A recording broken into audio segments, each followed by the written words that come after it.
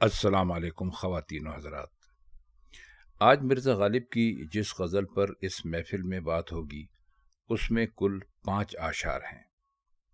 इसका पहला शेर है, इस जोरो जफ़ा पर भी बदज़न नहीं हम तुझसे, क्या तुरफ़ा तमन्ना है उम्मीद करम तुझसे।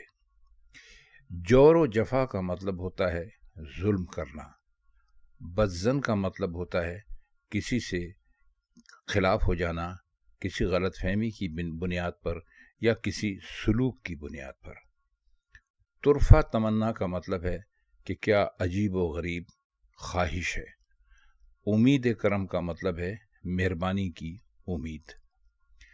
अब इस शेर में वो अपने महबूब से भी मुखातिब हो सकते हैं, ये भी कहा जा सकता है, और वो इस शेर में हकीकी की तरफ ले जाएं तो अल्लाह से भी मुखातिब हो सकते हैं, या इस शेर को आप दुनिया की तरफ ले जाएं, उस तरह भी उनका तखातुब तसव्वुर किया जा सकता है।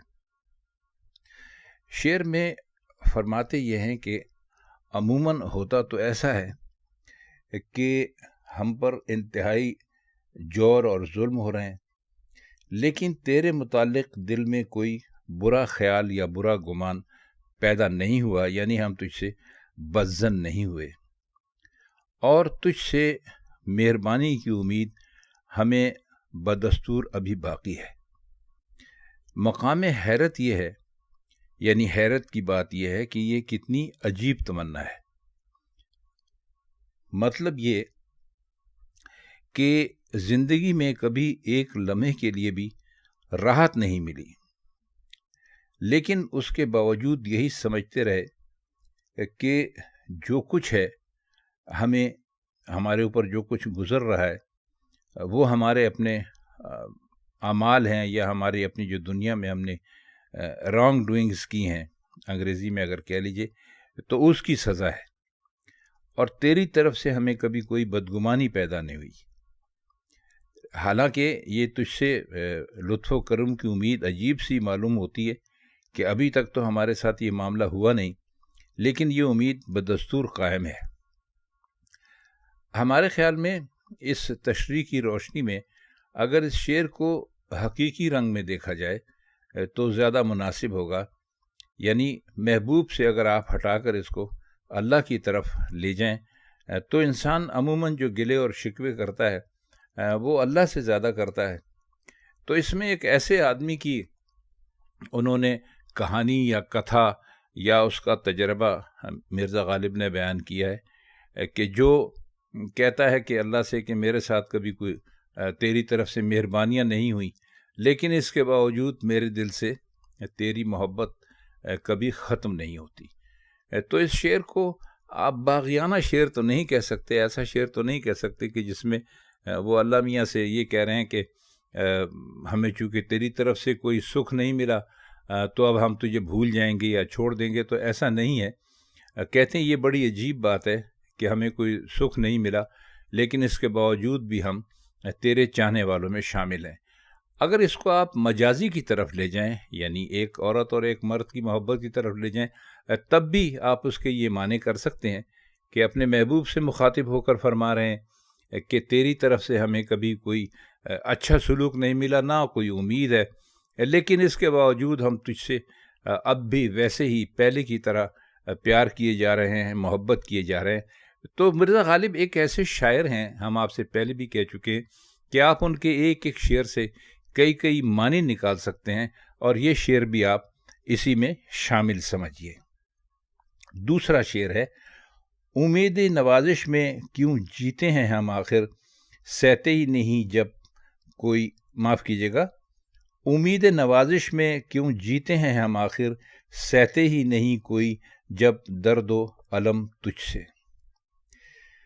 इस शेर को भी आप पहले शेर से ही मिलाकर पढ़ सकते हैं।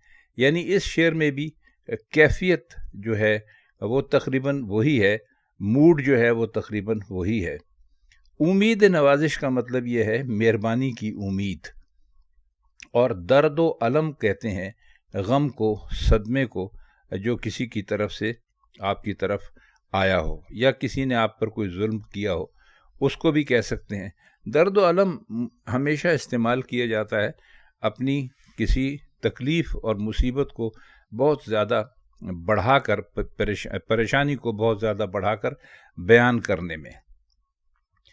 تو اس میں کہتے ہیں کہ جیسے ہم نے آپ کو پہلے بتایا ابھی کہ یہ بھی تقریباً اسی شعر جو ابھی ہم نے پہلا شعر اس کا پڑھا تھا، جس کے اوپر بات ہوئی ہے، تقریباً اسی سے ملتا جلتا ہے، یعنی اس کا موڈ اور اس کا مزاج اور اس کی کیفیت ویسے ہی ہے۔ تو کہتے ہیں کہ ہم خود ہی سوال کرتے ہیں کہ خدا، جب ہم تیری طرف سے کوئی رنج اور غم برداشت نہیں کرتے تو آخر تجھ سے لطف و کرم کی امید پر کیوں زندگی بسر کر رہے ہیں؟ لطف کی امید تو اسی سے ہو سکتی ہے جو ظلم سہے۔ اب دیکھیے اس میں کتنے مزے کی بات انہوں نے کی ہے، ایک بہت ہی گہرا سوال ہے، گہرا فلسفہ ہے۔ فرماتے یہ ہیں کہ جب تیری طرف سے ہمیں کوئی پریشانی آتی ہے تو ہم واویلا شروع کر دیتے ہیں، اپنی قسمت کا رونا رونے لگتے ہیں، کہتے ہیں کہ ہمارے اوپر یہ ظلم آیا، یہ پریشانی ہوئی، برداشت کرنے کو تیار ہی نہیں ہوتے، لیکن ہمیشہ اس بات کی امید رکھتے ہیں کہ اللہ کی طرف سے ہمارے لیے سب اچھا ہوگا۔ مطلب یہ کہ اللہ کی طرف سے اگر کوئی چھوٹی موٹی آزمائش آتی ہے تو اس پر شور شروع کر دیتے ہیں، واویلا مچانے لگتے ہیں اور کہنے لگتے ہیں کہ جی دیکھیں ہمارے اوپر کیا ظلم ہو گیا، دیکھیں اللہ نے ہم پہ کیا مصیبت بھیج دی۔ لیکن اس کے باوجود بھی، اس آزمائش میں پورا اترنے کے باوجود بھی اللہ سے ہمیشہ امید رکھتے ہیں کہ ہمارے لیے بہت کچھ کرے گا، رحمتیں ہمارے اوپر ہوں گی، برکتیں ہوں گی، نوازشیں ہوں گی، ہمیں بہت بھرپور طریقے سے جو ہم مانگے ہوں گے وہ ہمیں دے دے گا۔ تو فرماتے ہیں کہ یہ کوئی اچھی بات نہیں ہے۔ جب اللہ کی طرف سے آپ کے اوپر کوئی پریشانی آتی ہے تو آپ کو اس پریشانی کو اللہ کی مرضی سمجھ کر صبر اور سکون سے برداشت کرنا چاہیے۔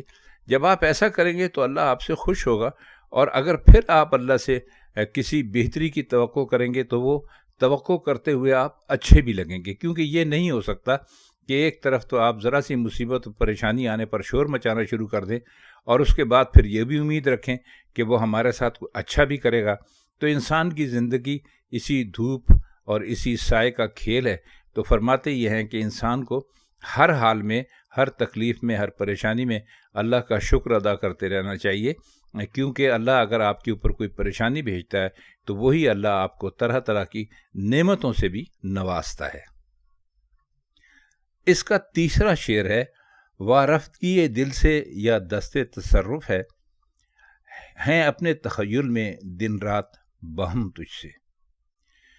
وارفتگی کا مطلب ہوتا ہے دیوانگی، یعنی آپ اگر کسی کو چاہتے ہیں دیوانگی کی حد تک تو آپ کہہ سکتے ہیں کہ بھئی اس پیار میں یا اس محبت میں وارفتگی ہے۔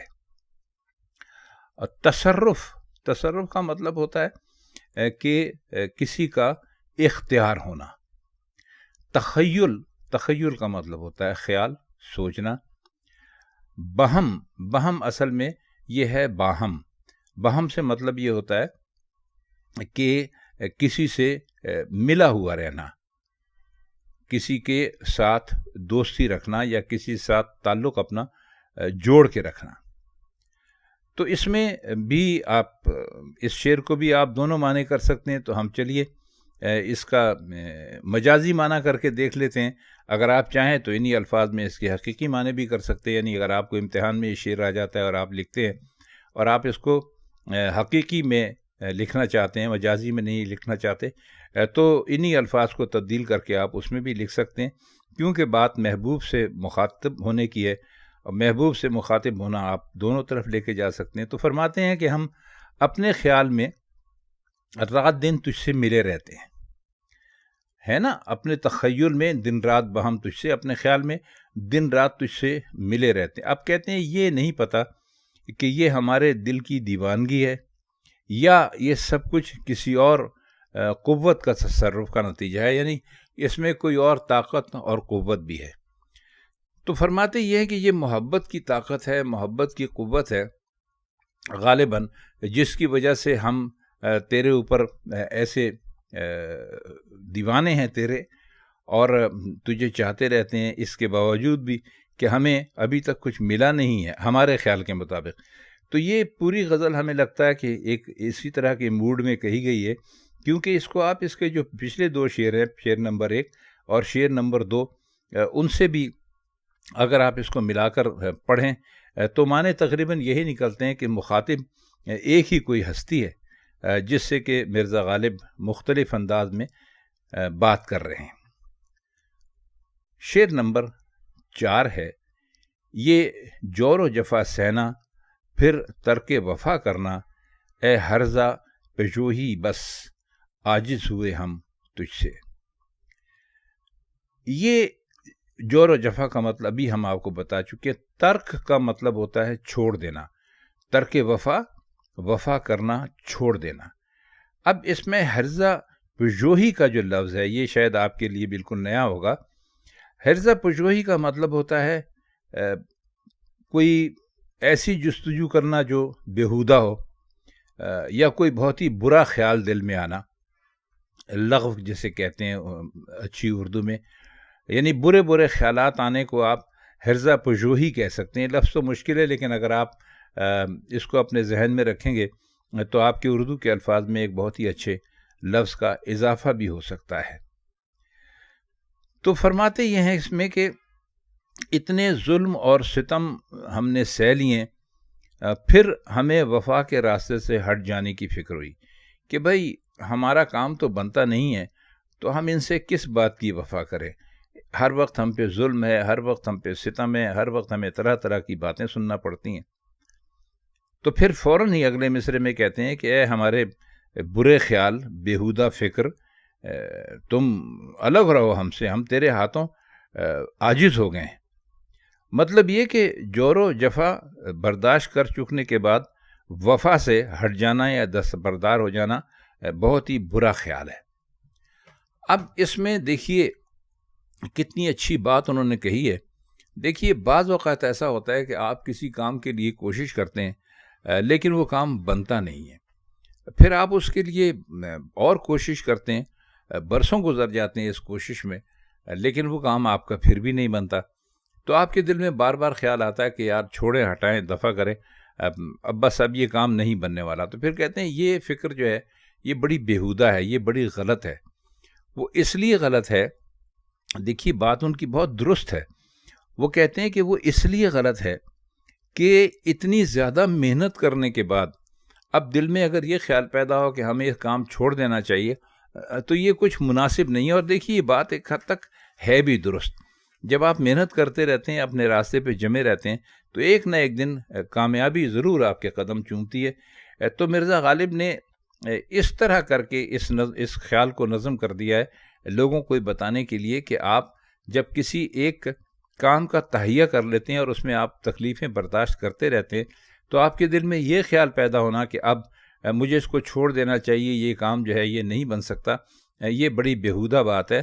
آپ اپنے قدموں پر مضبوطی سے جمے رہیں اور کوشش اسی طرح کرتے رہیں تو انشاءاللہ کامیابی آپ کو ضرور ملے گی.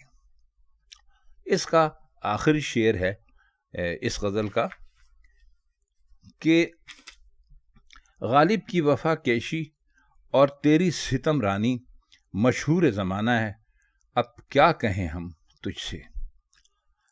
دیکھیے اس شعر میں بھی مرزا غالب نے بہت مزے کی بات کی ہے، اپنے محبوب کو مخاطب کیا ہے. وفا کیشی کا مطلب ہوتا ہے ہمیشہ وفادار رہنا یا وفا کرتے رہنا، اور ظلم و جور کا مطلب بھی ہم آپ کو بتا چکے ہیں. ستم رانی کا مطلب ہوتا ہے ہمیشہ ظلم کرتے رہنا.